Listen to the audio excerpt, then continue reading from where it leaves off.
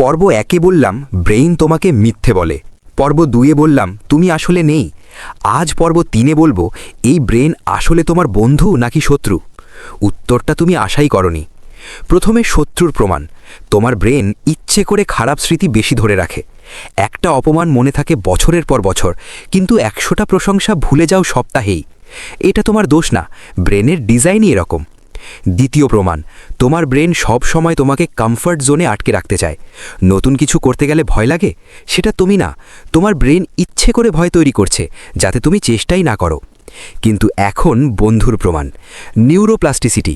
তোমার ব্রেন যে কোনো বয়সে যে কোনো সময় সম্পূর্ণ বদলে যেতে পারে।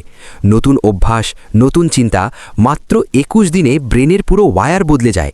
আর সবচেয়ে বড় সত্য, ব্রেন তোমার বস না, তুমি ব্রেনের বস। মেডিটেশন, এক্সারসাইজ, নতুন কিছু শেখা, এগুলো দিয়ে তুমি ব্রেনকে নিজের মতো করে গড়তে পারো।